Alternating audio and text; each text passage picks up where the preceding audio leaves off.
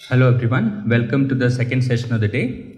This will be a panel discussion, a conversation between Professor Rajkumar and Professor Sipra Mukherjee. And since Professor Rajkumar has already spoken to us, we know, we have been introduced to him, and may I now introduce the second speaker, that is Professor Sipra Mukherjee, who is Professor at the Department of English at the West Bengal State University. Her research interests are religion, caste, and modern literatures. Her publications include Under My Dark Skin, translations of Dalit writings from Bengal, The Languages of Religion, Interrogating My Chandal Life, an autobiography of a Dalit, which is a translation of Manoranjan Vyapari's autobiography, which won her the Hindu Non-Fiction Award in 2019, and The Calcutta Mosaic, Minority Communities of Calcutta, 2009. So over to Professor Sipra Mukherjee and Professor Rajkumar. Thank you. Yeah, thank you, Sipra, and once again, welcome to all of you. Yeah, so now you know that there was already a question about that why translate Dalit text particularly into English.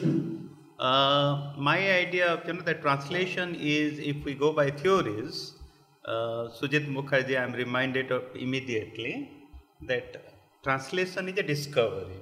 Unless and until that you translate, maybe I was telling that in the previous session that Malapalli was not translated into English, so being that non-Telugu reader, I would not know about.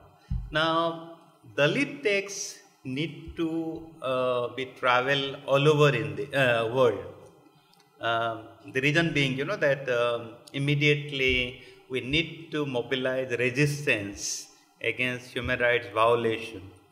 Also, that immediately we are also trying to, that bridge a gap between what was earlier we did not know about, say Dalit subjectivity, Dalit life, Dalit culture, Dalit economy, Dalit language, Dalit aesthetic, Dalit discourse, so that translation will take us to a level whereby we try to understand about a constituency which was earlier completely or totally absent in the public sphere, in real sense of the term. So this is where the translations works nicely, because the translation, as we of course know, there are problematics of translation, like that it is difficult to translate some of the idioms, cultural idioms, and also that local flavoring words.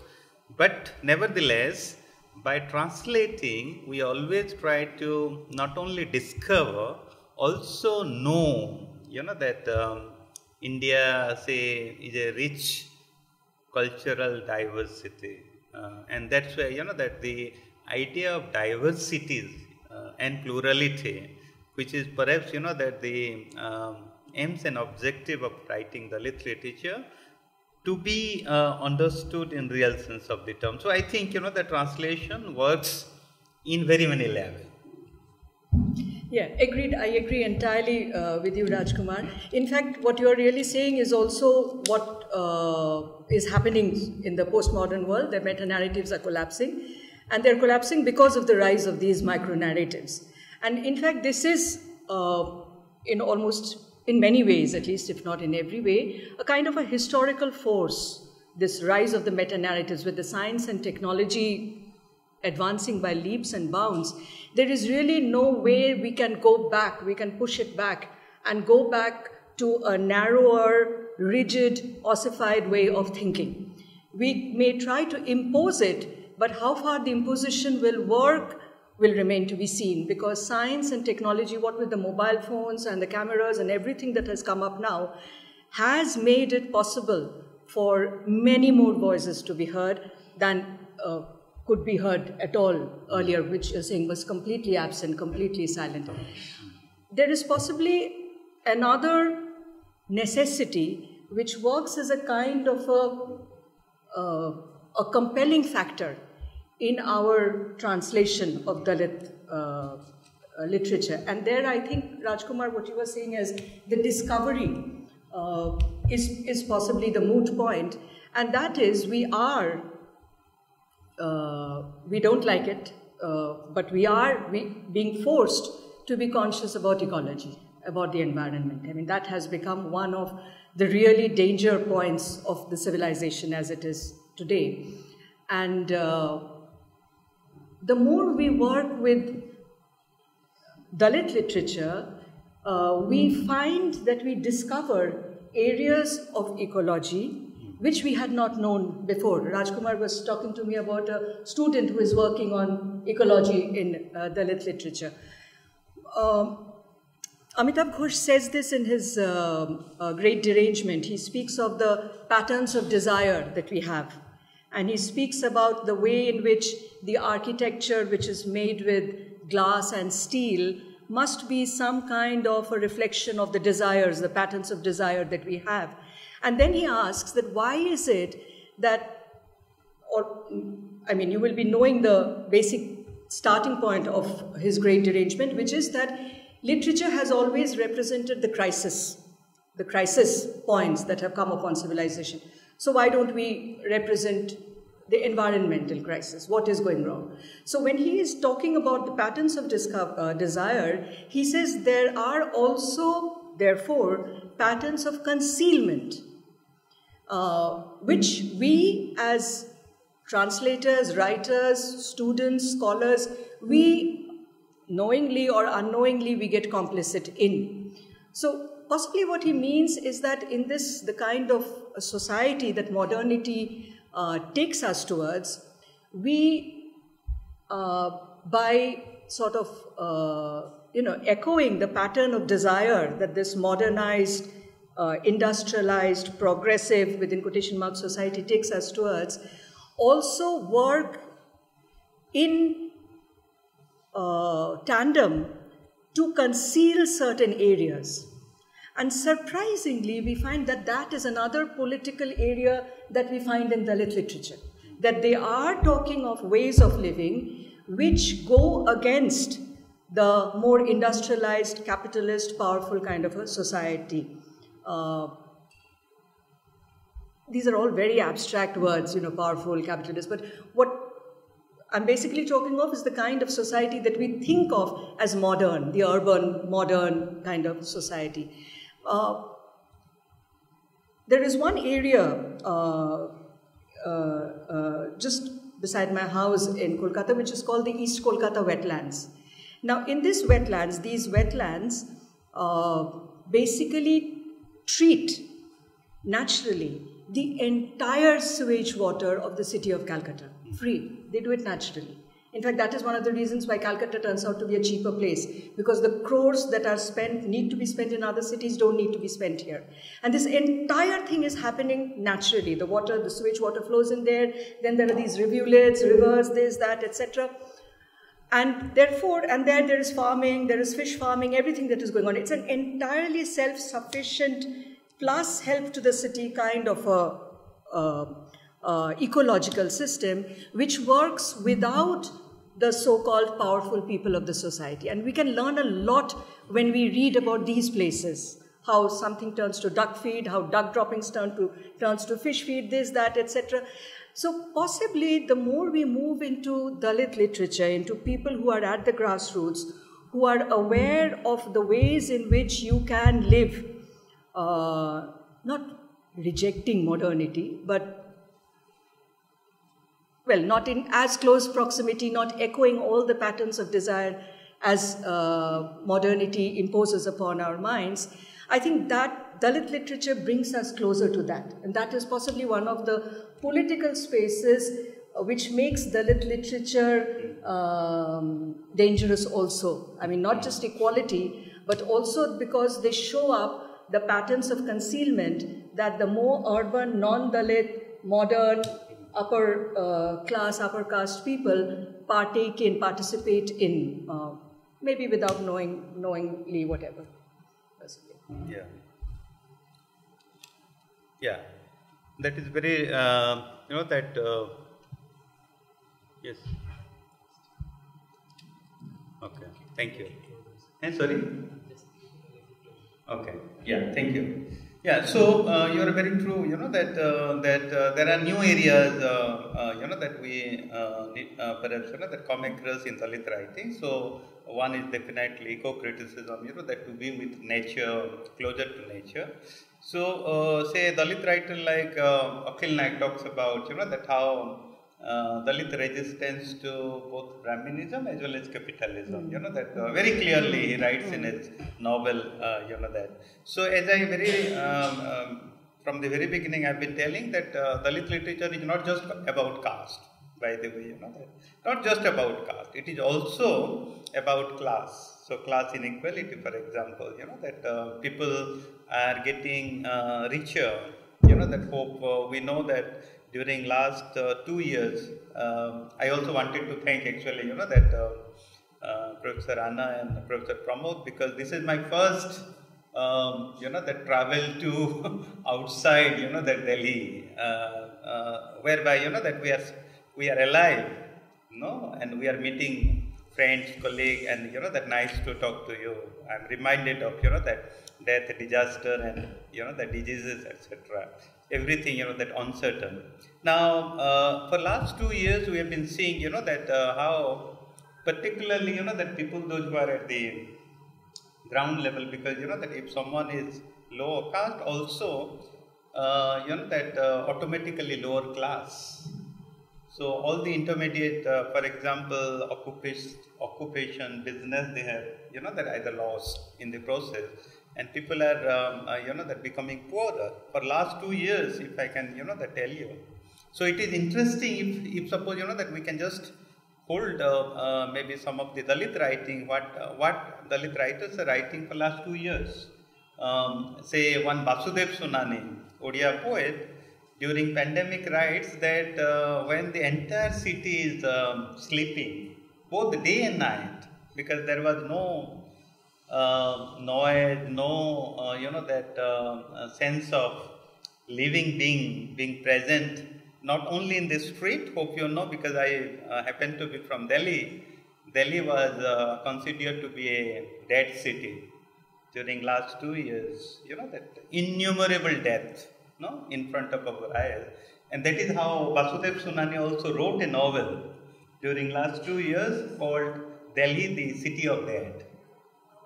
This is a novel, recent novel, but in his poem what he talks about is, I could hear nothing. These are the lines, that I am quoting from Vasudev Sunani. I could hear nothing but except maybe, that sound of a sweeper still cleaning the street. That when people are afraid of coming out of their home during particularly second wave, here is a, the sweeper woman who is cleaning the street. So I must try to remind you, that your audience, that during last 2 years, that what we also saw and, that at least visualize is new untouchability. I use the word new untouchability. Yeah? That say the whole idea of warning to every citizen of this country, clean your hand how many times? Minimum 6 times? Yeah? 6 times. And how much second you have to clean? 20 seconds. Every time. So who will clean the hand? How many people have pipe water? No, these are some of the, the questions that we have to think. So these are new, that area that would like to be investigated. Apart from that, Sipra, I am also reminded of, that Dalit writings are also about, say, gender. Yeah, role of gender, for example. So apart from caste and class, about, say, religion, nationalism, for example, in a big way. A Dalit poet writes about, that mother, I don't want to be burned in this land. Mother, I don't want to burn in this land. That the poet is in mother's womb because the country unnecessary kills. Yeah, caste is nothing but violence, meaning there was no time to discuss about all this thing. That how caste is violence, brutally. You read any novel, any novel, I can give you, that Kalyan Rao's Untouchable Spring, or Hindu by Sharan Kumar Limbale, Okhila Naik's Veda, or Angaliad by Joseph Marquand. You read any number of novel and you will find violence. Caste is nothing but perpetuation of violence. So, caste is also anti-national, anti-democratic, anti-scientific. Now, all these are, that to be investigated while reading through Dalit literature, and translation perhaps will work better. And then, of course, the idea of regionalism, for example, the idea of nation, for example, the idea of queer, for example, subjectivity, which is again new area, where, that someone asks, that how in Kerala context, the queer subjectivity, they say Dalit queer, now is being, seen as something not to be, proudly be seen, because the upper caste. So there is already caste bias in queer subjectivity. So there are too many, areas whereby we can always try to draw attention from, reading from translated text. I'm sure, that there are, and as you very rightly say, eco-criticism, that how they are. But I'll respond to, maybe, that this idea of whether, say, Dr. B.R. Ambedkar was the one who was responsible for talking about English as the language of the, that emancipation. Yeah?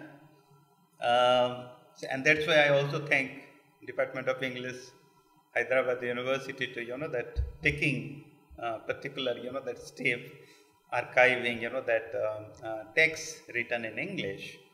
Now, as I said, national education policy will be trying to bring now what is called Indian languages more and more. So we have to also, think about how these Dalit texts are being translated into English. And of course, that other Indian languages, meaning when we talk about translation, we only talk about, perhaps, that mostly we talk about Dalit text being translated into English. We do not talk about, say, one Dalit text in Indian languages, Indian language to be translated into another Indian languages. So these are some of the things perhaps we need to talk about. But the idea of modernity, development, because that this is actually an I don't know whether we need to that explore here. Ambedkar talk about development in terms of, say, the idea of scientific methods to be implemented in everyday life, and that's why, say, he initiated dam project. Big dams like Hirakud Dam, Bhakranangal, that water to be taken, so that we have what, that we saw is Green Revolution, and someone has, the two people from the audience, they asked me, and thank you for that, livelihood. Because Green Revolution will definitely bring, that economic security, at least in life. But this is an irony by itself, because development also will bring displacement. So whether we need to also talk about the irony of the so-called modernity, because modernity, as we all know, is a project for emancipation, freedom. Modernity, as I always think about, is a project of emancipation, freedom. But there is also irony. So how to, that counter all these, that forces, so that there is a kind of, that greater, perhaps, that perhaps, that benefits to the people like, that Dalit, Adivasi, because they are at the recipient end. So I think, that while talking about translation, we should also try to address some of these issues. Possibly, Rajkumar, responding to this very important point that you brought up about the modernity, its benefits and its problems, we need to increasingly, as academic departments and also as activists who are working on the ground, look at modernity not as something that we have blindly taken over from the West, but as a term with more dimensions to it, where we add more of the dimensions, creating our own modernity. Because this is a commonplace saying that very often when you go into the marginal areas, you find them to be far more civilized, far more progressive than you do within the city. The city is also called a jungle, right? So what do we mean by modernity? Do we only mean the surface of modernity? And this is a question which keeps coming up in our classes, the idea of modernity, the idea of our modernity. The myth of the city, which we take on often quite blindly, blinds us to a number of realities which are part of our reality. It blinds us to the making of food. We think food comes off the shelves. It doesn't. So there is a modernity also which works on the ground and at the same time can benefit from the science and technology that modernity also gives it. It's a more, I won't say complex, it's a more real understanding of modernity that we need to possibly theorize in our departments so that we don't fall prey to, to the traps of a binary way of thinking, either this way or that way. I think we'll be dealing a little with this in the third question that we are going to bring up about whether a translation theory is at all possible for us. Shall we move to the next question now? I think the next one was the question of power between the author and the translator. Equal, unequal, what? Okay. You begin. Yeah. Yeah, thank you. Yeah, so there is always, that an equation between,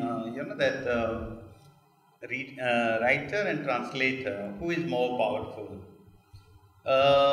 Traditionally, of course, that the author keeps the flag, going because it is known by, say, Homer. Most of, as a student of English literature, we know about that most of the translated text that we read, beginning from maybe undergraduate to postgraduate, that's a Homer or Vigyanam Sakuntalam, or maybe, that anything, even, that Greek text and, that Russian text, for example, that we all know that these are translated texts. Without knowing, we read sometime. We are not bothered about.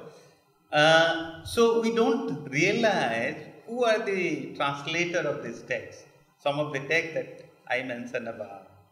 We don't know, that, say, who is the translator of Homer's Iliad or Odyssey? Does anyone remember here?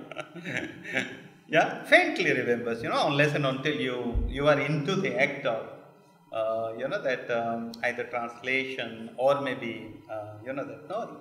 So, author commands a kind of, that traditionally I'm talking about. In, in Dalit context, translation, of course, that before I talk about the power equation between the author and translator, there is also politics of translation, that which text to be picked up for translation, for translating actually, and which are, meaning given a chance, of course, that sometime, now Dalit texts, as we all know, are selling like hotcakes in the market. Hope you know about, my own translation, Veda, for example, is now part of 4 different universities as prescribed postgraduate texts, and the books are not available. Books are not available because, that, at least, that people are reading now. So, first, that we need to know perhaps, that the power equation we talk about, it is always the author who prevails over. Most of the time, beginning from maybe, that, say, when English studies was introduced in India, that beginning from maybe 1850s, 1857, I remember, 3 university, and So when English syllabus was, that introduced in India, set kind of author. No, we all begin with Chaucer to begin with, and then of course, till maybe modern time, T.S. Eliot, meaning my university, I did my post-graduation from Sambalpur University. So, that we began with Chaucer and stop at T.S. Eliot. When I came to JNU for my MPhil, it was difficult to know what is postmodern, post-structuralism and post-colonialism. I had never heard about. And being a small state university, I belong to ancient time, I must tell you. Because by then there was no photocopy machine also in my university. And towards the end of my post-graduation, there was only one photocopy machine that came to library, and it was difficult to get photocopy. No, so what I'm telling you that I really had to labor, that too much hard work to know about all this theory in JNU. Yeah. Now, the idea of translating a Dalit text, now we know, of course, is that author as well as translator, now both are important. And people know about, who is this. In the context of Veda, I'm just giving you example. Veda was never heard or never read so much by Odia readership. Odisha is a very, difficult state, I must tell you. Whether I should tell all these things, I don't want to tell all these things, but because readership is not there. Yeah? Because, that if you sell 200 books, good enough. Yeah? In Odisha, I'm talking about entire Odisha. Odia never reads books. Yeah? It is one of the Bimaru state, hope you know about. Bimaru is, the backward state. Now, with Veda being translated into English, and lo and behold, we had too many book discussion, and now Veda is famous. So, only after Veda was translated into English, Veda was not only discovered, but people started reading. So much so that, that I get to know perhaps, that it is very, Ocular Knight has become famous. He is now a legend. So I think now, if you ask me this question, the equation between the author and translator, translator has also taken,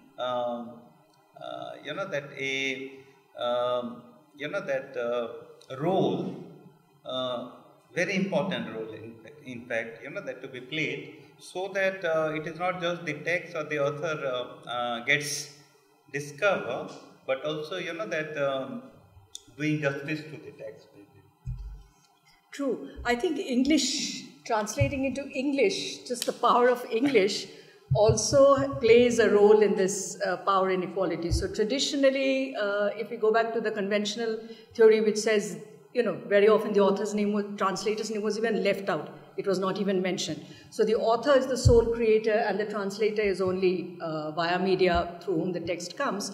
I think the inclusion of the language English complicates it, giving the translator greater power. I am not so certain that the equation would be as more or less equal as it is in the case of a vernacular to a vernacular translation. I don't know about that. But I think the fact that English is a world language and therefore it gives you, a status. Also, the example that you gave, that when a book is translated into English, people take it more seriously and people begin reading it. So just that power, the hegemony that the English language has, gives the translator almost as great power and sometimes possibly greater power than the author, because very often the vernacular writer is keen to get her or his book published into English to reach the author, to the larger world, definitely. Also, because it's sort of, by translating not necessarily into English, but by translating into any language which has a greater reach, the author is capable of reaching that area of, a universality a kind of the pure language that Walter Benjamin talks about, where the essence of the writing, the intention of the author, that is the essence of the writing, can find its echoes better. So just within the province of a state, the echoes may possibly be limited, the book may also be snuffed out.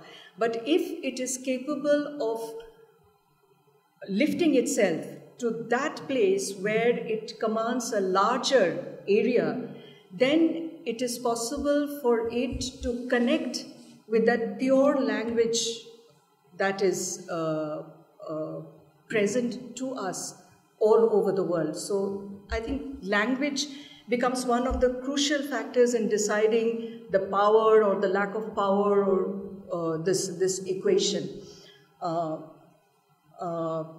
The other point that I find when translating Dalit literature, I started out by trying to translate a very canonical Bengali writer, and I found it extremely difficult and different. So when I translate Dalit literature, I find a lot of the Dalit writers' writing is also a translation, in the sense that the Dalit writer often just lifts sentences or phrases from a dialect, so that's not the standard vernacular he's writing in, from a dialect and puts it into his or her writing. If you notice, Shobhendra Shekhar Harsda, the Santhali writer who writes in English, also does the same thing. Harsda has chunks in the Santhali dialect, and he does not even bother to translate it. Raja Rao, if you remember his preface, says every village has a Sthala Purana, and then he tells the English reader what the meaning of Sthala Purana is. Harsda does not bother. The Dalit writer writing in the vernacular, of course, need not translate, because the reader of the vernacular is usually familiar with the dialect or will be able to guess the meaning of the dialect. But a lot of it is entirely in that dialect form. In fact, there are two experiences which come to mind. One is when in Monoranjan Bapari's Chandal life, he is visiting a Chhattisgarhi old patient with a doctor. And this Chhattisgarhi old man is asked by the doctor to tell the story of the Ramayana. And the Chhattisgarhi man begins to tell the story. And as he tells the story, he's speaking of Ramayana, but the figures of Ram and Ravan become, as Gayatri Spivak says in one of her essays, I forget which, type words. So, as he is talking about Ram, about Ravan, he is bringing in the figures of his own union leader, Shankar Guhonyogi, and the figures of the police, and sort of seeing these two realities as connected with each other. When Bapari writes this in his Bangla autobiography, he does not write in Bangla. He uses the Chhattisgarhi dialect.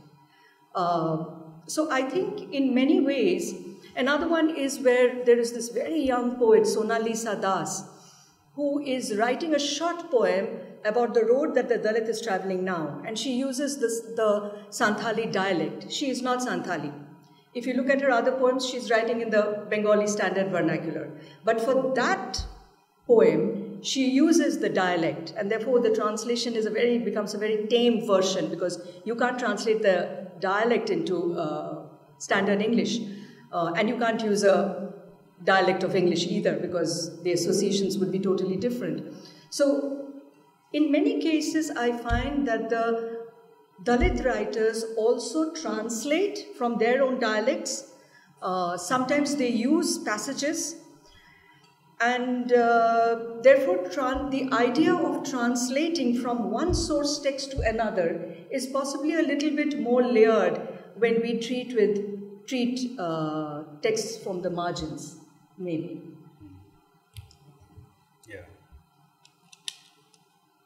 Yeah, thank you. Yeah, this is very important, that aspect of Dalit text, because Dalits are using very many, idioms, be it dialect, be it local language. In fact, say, while I was translating Akhilnath Veda, even though we belong to the same area, Kalahandi, and I'm familiar with some of the, cultural expression, I could not translate into English, as I was telling. So, legre lega, there is a word. How does one translate? Legre lega. Impossible to translate. Writing, of course, that one reads Dalit text, by any means a translation. I'll, fully agree with you, because the author is also trying to translate, that not only the linguistic, vocabulary, also, that people's imagination, perception, understanding, even conversation, for example, so that itself is a translation. So I fully agree with you. Now, the idea of some of the idioms and cultural expressions coming in the big way in Dalit texts are, as we have already discussed in the morning also, is definitely a big contribution to the understanding of Dalit cultural capital, which was earlier not there in Indian literature. Yeah? Indian literature, as we all know, that written by upper caste and class, men and women. Of course, first men, because they were privileged to, write, and of course, women, they say an Odia writer, like, that if you know about, say, Fakirmon Senapati is considered to be the father of Odia literature. Yeah, beginning from, say, 1890s onwards. His first short story is called Revati, considered to be one of the first short story written so far by an Indian. Revati. This is about girls' education. Revati is part of undergraduate course now in Delhi University, and his book called Chaumana Athagunta. So he's also, as a writer, he is, of course, that writing about some of the cultural idioms, say, spoken by the that people of, say, Baleswar, which becomes difficult for me to understand because I am not from. So what the upper caste Indian they wrote was also sometimes very incomprehensible to us, say, as a student in primary level, for example, when we were reading primer. I happen to be from not from English medium, by the way. No, my English started only in class 4th. Yeah, we learned ABCD at 4th standard. Now the primer that we study in Odia, it was difficult because it was textbook Odia, happens to be from coastal region. So when a Dalit writer like Akhilar Naik or Vasudev Sunani or Sanjay Bagh, they are writing, I'm just giving you an example from Odisha, that they are trying to retrieve the everyday language of ordinary and common people, spoken. So that is becoming difficult to get translated. So this is one. The second, of course, is that say the idea of translating these into English. What I generally do, if it is becoming difficult, for example, Chhattisgarhi. If you want to retain Chhattisgarhi, the English reader will not be able to comprehend, understand. So the next best thing as a translator is to retain the original, but then keep something called glossary. But as we all know, that glossary is sometimes, that it mars the whole idea of that comprehending the text, because every time a reader is reading, cannot go back to glossary, and there is also disruption to understanding the text. So there are problematics of translation. These are some of the things that we need to that talk about while translating Dalit text. But nevertheless, that one good thing is that there is not only a new language. Yeah? new vocabulary coming into the purview of what is called Indian literature. For the first time in history of India, perhaps, because as I always say, that the the earlier texts, of course, were rich with cultural idioms and expression. But then, say, how does a Dalit writer write? How does an Adivasi writer write? No, that is also to be questioned. How does a woman write? How does a Hindida write? How does a domestic worker, domestic help write? No, these are some of the things that we perhaps that as a student of literature need to perhaps not only that talk about but understand. Yeah. I find we have just about 10 minutes. Shall we move into the next question, which we wanted to attempt, I think? Yeah. Is a translation theory possible for Indian literatures? I don't think we'll be able to resolve this in any way, but Rajkumar, if you would want to go ahead first. Yeah, maybe that what we want to talk about, discuss about is that whether there is a possibility of evolving a translation theory for specifically more particularly for the Dalit text, or in general any marginalized subjectivity writing text now. As I said, there are too many marginalized community now coming, whether it is Adivasi, Hijra, domestic help, sex work, and many others, whether there is possibility.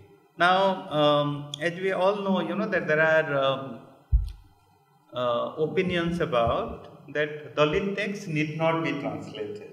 One theory, that someone says that because Dalits need not be translated, meaning this is a statement that she is making by saying that if texts are to be written for empowerment, Dalit writers, by writing in also Indian languages, is already empowered. Yeah, the idea of empowerment, because earlier Dalit were unable to, write. As we all know, that there was no literacy, education was not available, and that's why Dalit writers, by writing the text, is already empowered. Yeah, already empowered. So there is a statement by saying that Dalit text need not be translated, but we know that Dalit text need to be translated, because in order to make it that globally say available text, because there is also an agenda. Dalit writers that are trying to register their protest by writing the text. Of course, they are doing two things. Meaning, as a maybe critic or academic, I can understand about that. Say, writing could be that an act of individual that author's privilege. Whether that person is writing for the sake of writing, but Dalit the writers are writing in order to make that their presence felt in the public sphere. Yeah, and if it can reach to the global level, better, because as I said, that Dalit writers are also trying to mobilize resistance against human rights violation. As I very right, meaning I have been telling all this thing, that maybe 2-3 times. Now, that if this is the case, then we need to perhaps evolve a theory, because I always think, that the available, whether it is translation or also literary, that criticism. Say, if I am talking about Dalit autobiography, then the conventional autobiographical study may not help to understand Dalit subjectivity. So in my case, that if I talk about translation theory, the conventional translation theories may not be so much helpful, meaning it definitely one way or others they are going to help in a way to understand the lit text. But we need to perhaps that evolve a new literary theory in order to understand the lit subjectivity. So first and foremost thing that we need to perhaps talk about is that the lits are having a unique life. Unique. When I talk about, so I made a differentiation that caste is not class.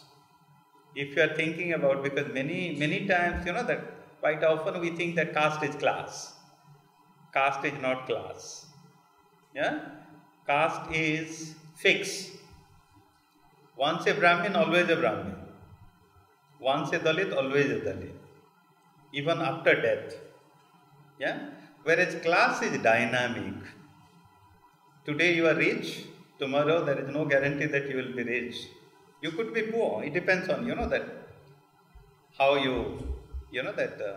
so the rich could be poor, the poor could be rich.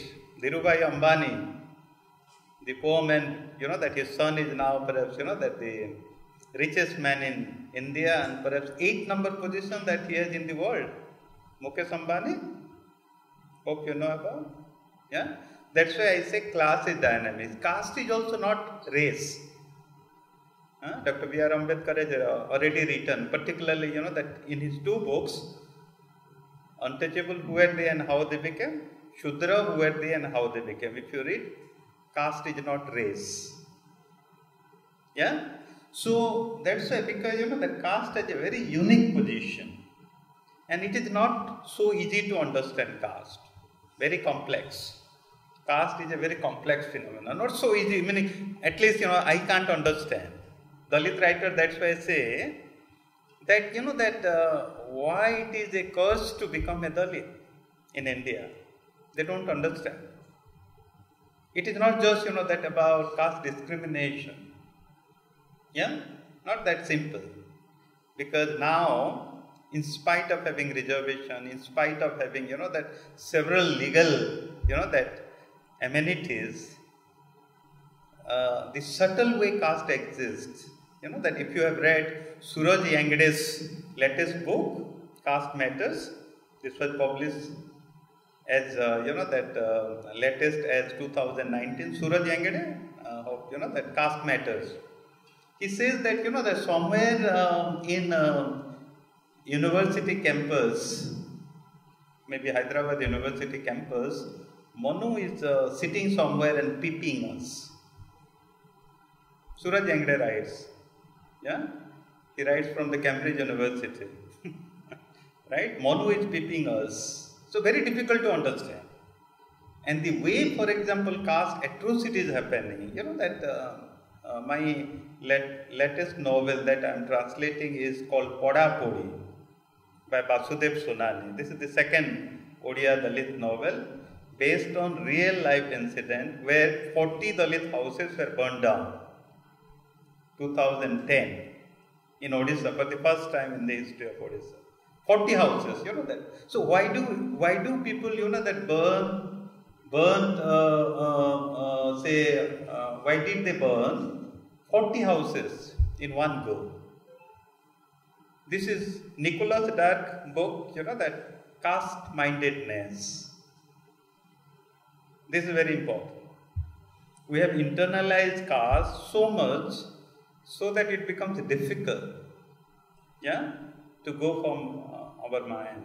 So I think, that for that we have to evolve a new literary theory so far as translation of Dalit texts are concerned.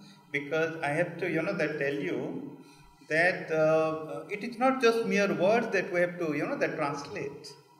Translation could be, of course, very many.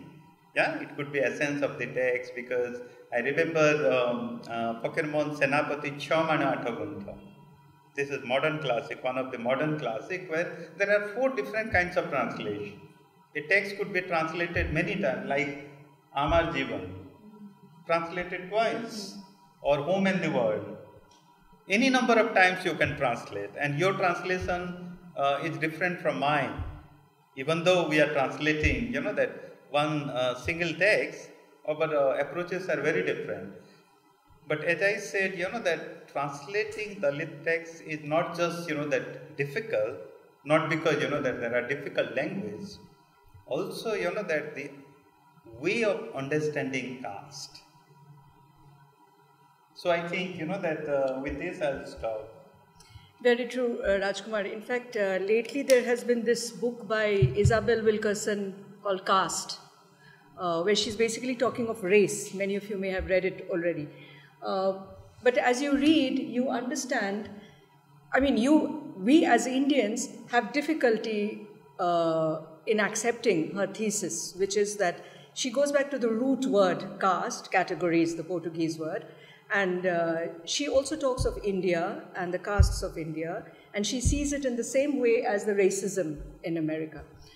But there are issues which are different. And as we as Indians read that book, we find it difficult, we find it not possible to agree with all the conclusions that she is drawing. I'll just add to what Rajkumar said.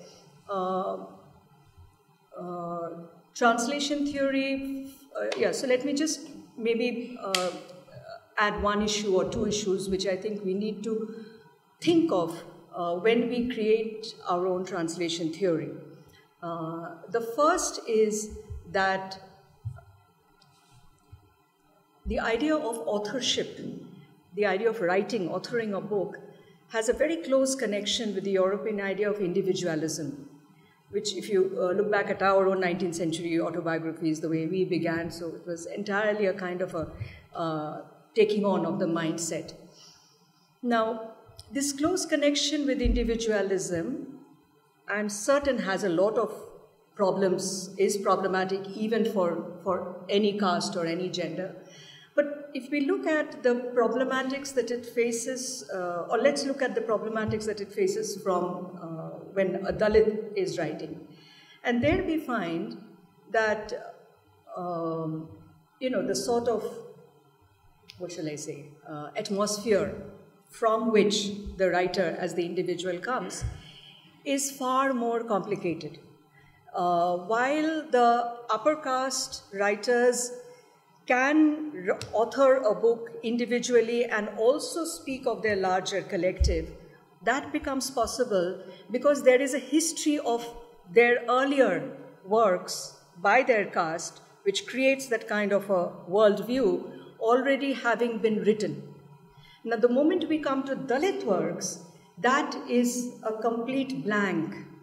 We have oral literatures. We have, in many parts of our country, folk songs, narratives, but some of them have been documented, some of them we just lost, some of them have remained, some of them have evolved. But this entire kind of a world that is brought in with the Dalit writer needs, that's all that I can say, a different kind of a translation theory. The European idea of translation theory, where we have different kind of nations with similarities of race, language, culture, etc. That does not work when we are trying to translate Dalit literature over here. In fact, this reminds me of this saying by Solomon Isari, I think, if I'm not mistaken, who says that the modern African writer is to his indigenous world what the snail is to his shell. That is, without that shell, the indigenous writer cannot exist. That shell has given a certain kind of a history, which it does to every human being. The difference with the Dalit writing is that we have no idea of that earlier worldview because nobody's written about it. It has not been part of our knowledge system. So we are complete ignoramuses as far as that is concerned. So this we will have to factor in somehow when we create, if we are able to create a translation theory for ourselves for Dalit literature. I think that is it, basically. Yeah. I'll just maybe, that one thing, that as you very rightly say, writing is an individual act. Though there is, that the collective self comes from the upper caste class writers, but in the case of Dalit, I becomes we every time. That I becomes we. So the idea of individualism that we, that find in most of the, say, autobiographical writings, whether it is East or the West, becomes different in Dalit case. Because one is, the writing, say, Bama is writing, or Prakash Valmiki is writing, Sharan Kumar Limbali is writing, it is not just, that I, it is we. This is the first thing, that the second, also, that we, of course, need not be said here, but the idea of shame, that Dalit author writing is not so easy. Prakash Valmiki, if you read his autobiography, says that, that it is more painful to write because, that one has to go through caste oppression in real life and to imagine and write for the second time, double, that oppression. The idea of shame, guilt, and of course, that remembering and then, that going through a kind of, that painful, that process. So all these perhaps will make, and of course I'm sure there are many other things, would perhaps qualify Sipra for a new translation theory, if at all we can think about. Thank you. Thank you. Yeah, sure. Oh, sorry. Yeah. We can now have questions, comments, responses from the audience.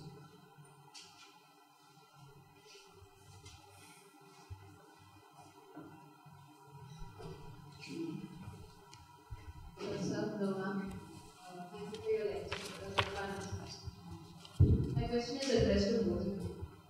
Under the circumstances, a Dalit piece of writing in vernacular is translated into English or any other language by a Savarna writer. Isn't there politics working at play which Savarna writer might try to wrest control of the Dalit work on themselves? To repeat my question, under the circumstances when a Savarna writer is translating the works of the Dalit, isn't there a possibility of the Savarna writer trying to wrest control over a Dalit text and, putting in the idea of sympathy over lived experience? That's my question. Request to both of you. Shall I begin? You can. Definitely, most definitely, without question. In fact, when I translated Monoranjan Bapari's autobiography, Monoranjan could not read English, and therefore it was partially a blind kind of a faith. But at the same time, today, thankfully, we do have some other avenues where the vulnerable are not as vulnerable as they would have been maybe a few decades or years ago. So Monoranjan gave the first few chapters, which I had sent to him, to another co-translator to sort of vet it out. And then he said, no, he says it's okay, so it must be good. You continue. But yes, the politics is most definitely there. In many ways, to take your question to another level, the politics is often outside even the control of the Savarna writer because of the publishing industry. And the publishing industry knowing what the market will want and manipulating the text accordingly. So there is really no clear answer to the question, as you also understand. But I think that is one of the reasons why, right from the morning today, in what we've been speaking of, a number of words have come up which we don't usually use in academic discourse. Humility, understanding, sympathy. These are not what we will call intellectual words. But it has become necessary to bring these words and to give these words an intellectual sort of standing, because we need to understand the need for the Savarna to connect with the Avarna, not for out of sympathy or out of pity, as Rajkumar rightly pointed out, but out of self-survival. That goes even more strongly for women, for the marginalized sexualities. Because resistance, if you're going to build up a movement of resistance, we need to connect across communities and do it. And that is what the translation makes possible. And therefore, till the woman can translate another woman's autobiography, or one Dalit can translate another Dalit's autobiography, anybody who can translate the autobiography justly needs to go ahead. I remember the Bengali poet and activist and writer Kalyani Thakur being very upset when this question came up once about, there is this controversy about who should write Dalit literature, Dalits and non-Dalits. And she said, if it is opened out, then we Dalits will not find any ground to stand upon, because the social capital of the others is far greater. So that needs to be taken into consideration, along with the fact that the translation needs to be made by somebody or the other, till it is a better level playing field for all of us. Yeah. Shall I also? Yeah. Good question, very important question. I remember, that Professor Anna and Pramod and of course others, we remember that 10 years back we had a conference, that Professor Sridhar and,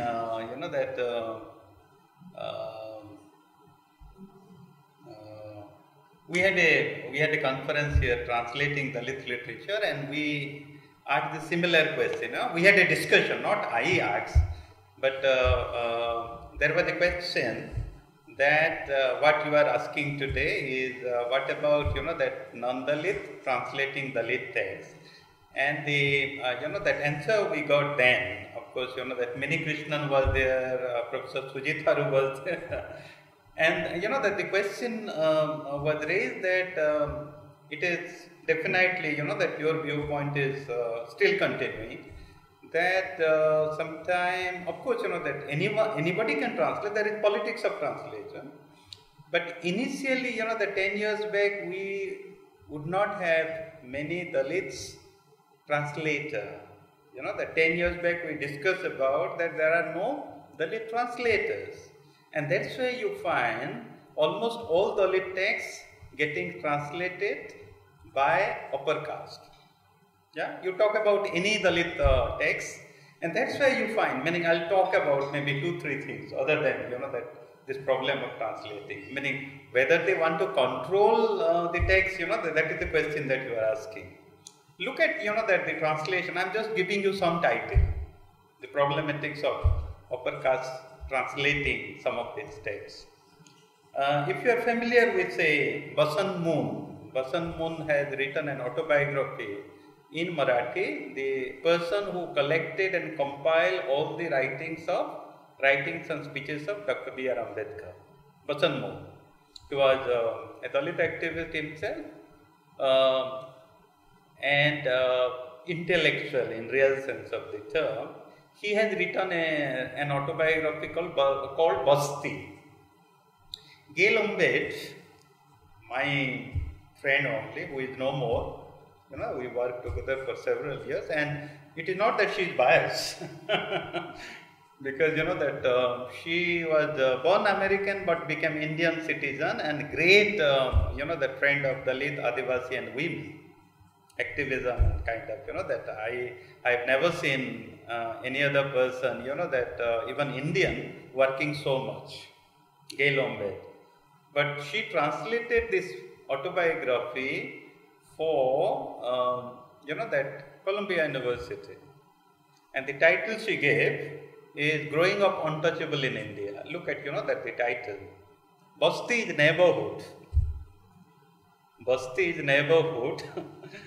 But because to cater to the audience, that she gave the title Growing Up Untouchable in India.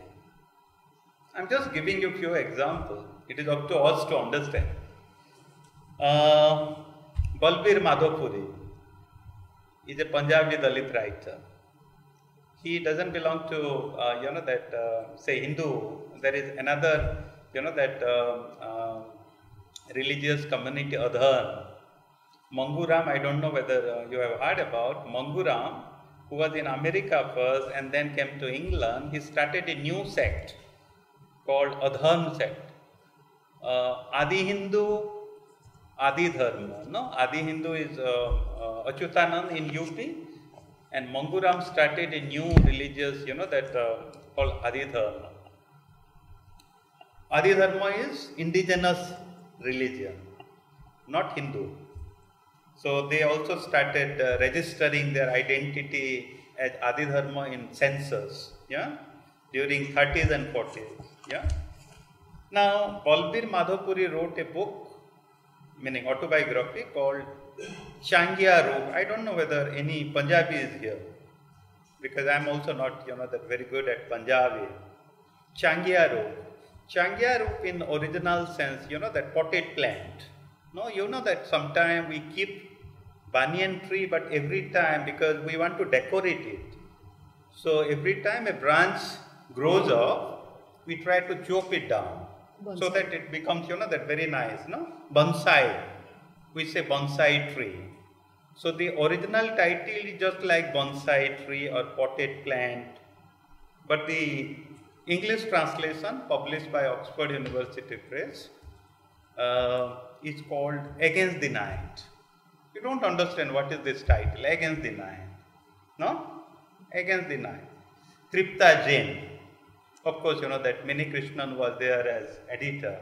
So they must have thought about something, The third example I am giving, meaning I should not give all these examples, but just this is my last example. Saran Kumar Limbale, wrote his autobiographical Akarmasi. Akarmasi at the age of 25. My PhD was on autobiography, so I must have read how many hundreds of autobiographies, not just Indian but also the world. I have never read such a powerful autobiography. Never. At the age of 25, he is such angry, so there is a tradition in most part of India, that even today, that Dalit women are being kept, young women, they are not married, kept women, they are also not prostitute, because the landlord, landlords, we had feudal system, hope you know, and even feudal system still continue. The feudal system is abolished, of course, we know that. But there are landlords who would like to keep young Dalit women. And they give birth to children. And you never know who the father is, because a landlord also invites his friends. And there are too much exploitation. As long as she is young, she would be kept. But once she, that becomes old, she would be discarded. She could be a beggar. So father is unknown, mother is known. That is what, that Akarmasi. So in real sense, Akarmasi in English translation should have been bastard.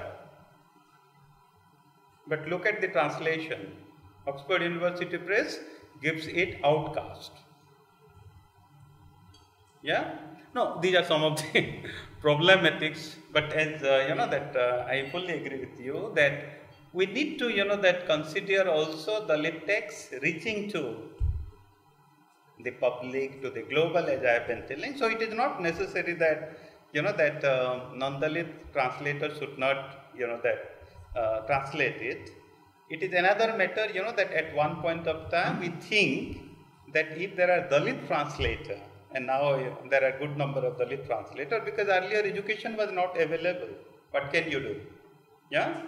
Like earlier Dalit literature was not available. Now we have at least some Dalit translators who are trying to translate. So that is perhaps that should answer your question. Thank you.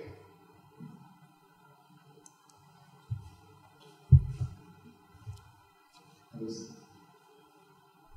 So second and third generation Dalits, educated Dalits have started writing their autobiographies in English. And there is an open-ended discussion in academia that Dalit cannot convey or write their experience authentically in English. And if they write in a vernacular language, it would be more authentic. This is what has been already discussed. I just want to know your opinion about it because I'm working on Dalit autobiographies in English for my PhD. So it would be. So you are asking about vernacular versus English. Yeah. Okay. Yeah. Okay. You want to say? No, go ahead. Yeah. So if I understand your question, which one is better you are asking, no? Yeah? It is the vernacular that one can, that prefer over English, no? No, I think, that someone, meaning if I can quote, that English is now not British English, no? There are many Indian English, many, no, the English that I speak, I don't think, that I speak English. Yeah, when I start speaking English, it is very different kind of English, no? When Sipra speaks English, she is speaking another kind of English, yeah?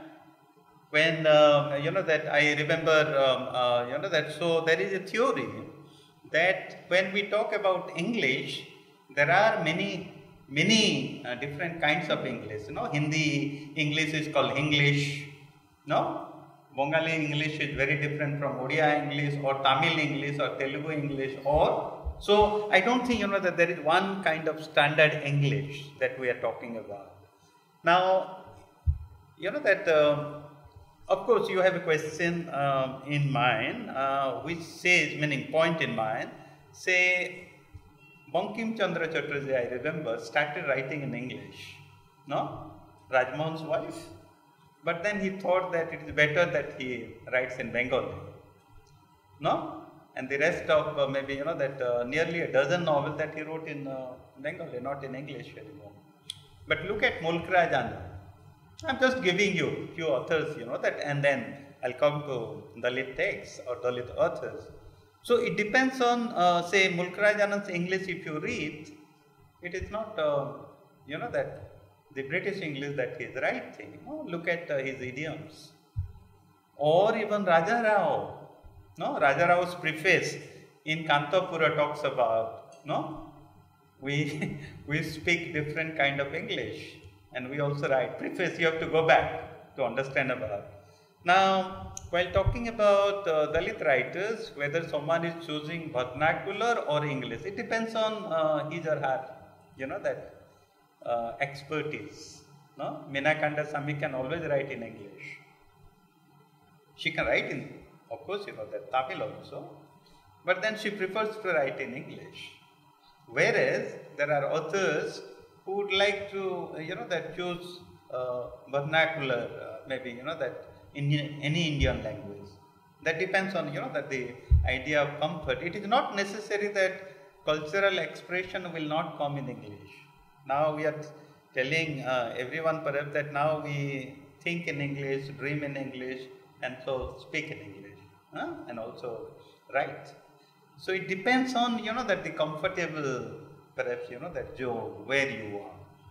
I will speak, that more in English, then perhaps, that less in Odia. Of course, that people talk about being an Odia because my mother tongue, I use mother tongue. Every time people ask me, what is your mother tongue? Odia. But my Odia is not the textbook Odia. No, I come from Kalahandi, whereby, that it is not the same Odia. It is very different kind of Odia. So if you ask me whether my mother tongue is Odia, as I have already started my primer, I could not understand some of the words, even though I belong to Odisha. But I am more comfortable in English. So I think, that our preference is to perhaps prevail over. Yeah? Thank you. such arguments should always be treated with a lot of suspicion, because they are possibly just forms of gatekeeping. Who do I allow into English and who do I keep out? It's just disguised in a way that seems to sound logical and rational. But in reality, possibly these are just ways of gatekeeping. We have one last question. Thank you, ma'am, for your conversation. And I just have one question. And throughout the lecture, we kind of established that race and caste are like completely different entities. But my question is that can we apply our readings and understanding of race to caste? Because although they are completely different systems, they are still like systematic oppression that's being done across generations and through like legal modes of careful segregation. And even now the patterns of othering are like very similar across like the African American culture and the Indian culture. Like the African American male is kind of seen as a hypersexualized body, which is also equated to the Dalit male, which is also seen like a hypersexualized male. So could we apply our like readings of race to our understanding of caste? Shall I? Yeah, go ahead. Okay. Yeah.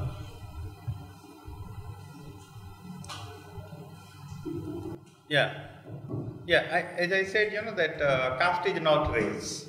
Though it started with, that Varna. First, there was no caste in India. If you read the history of India, it was called Varnashrama, Varna, 4 Varna, and Varna was based on occupation.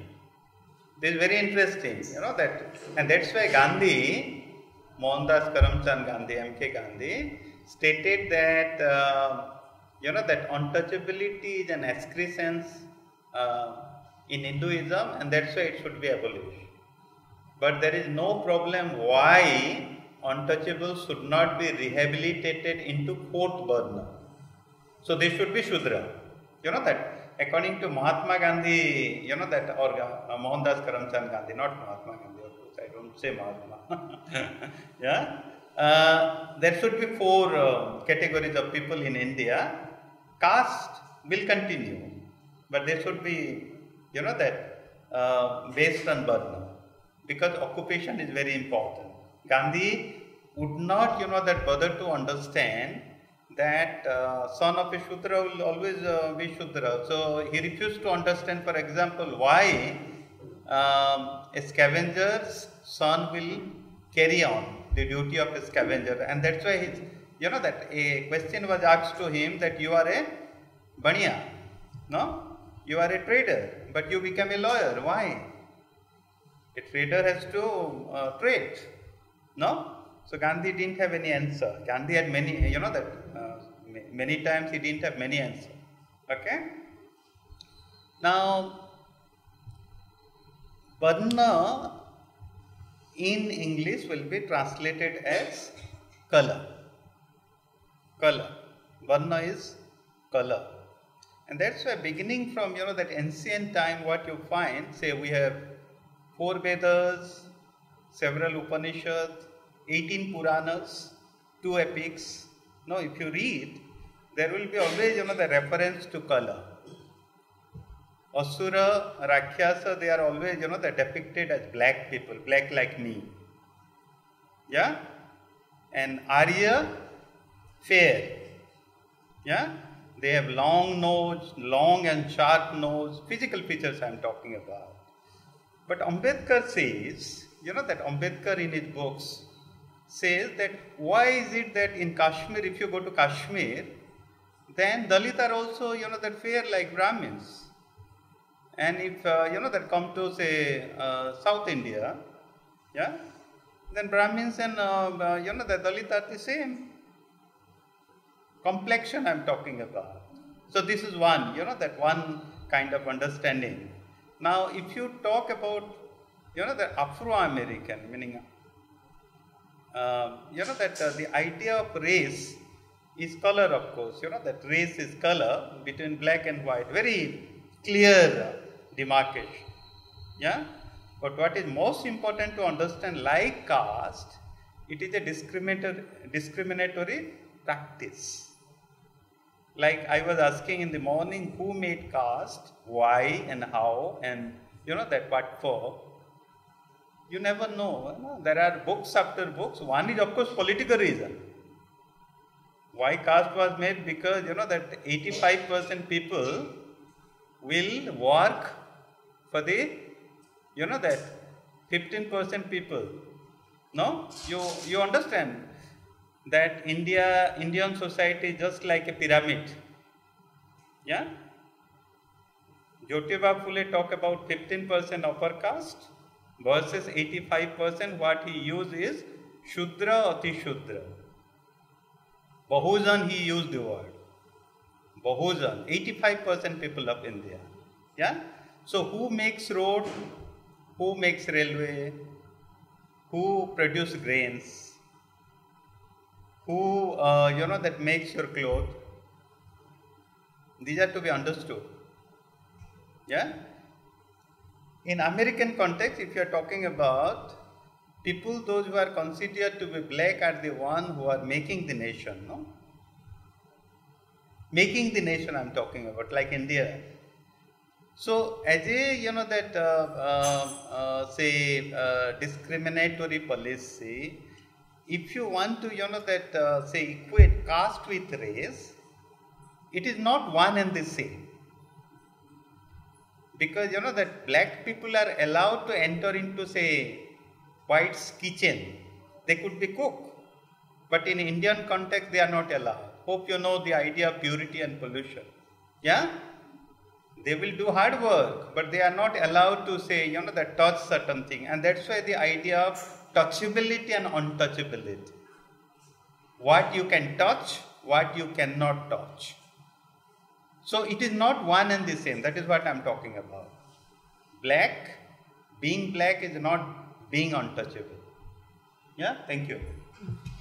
So just to add to it, to go back to your question, yes, there are differences. Caste and race are not the same. But the analytical tools that you use for race, can they be used? Yes, we can use them. In the same way that we use, post-colonial or Marxist tools in feminism or eco-criticism, the analytical tools are possible to be used is what we find. And the other thing is, it is good to sort of have some connection between these groups, all of whom are resisting hegemony, because somewhere or the other, we find we have a common point. Yeah, network is important. Thank you, Professor Kumar.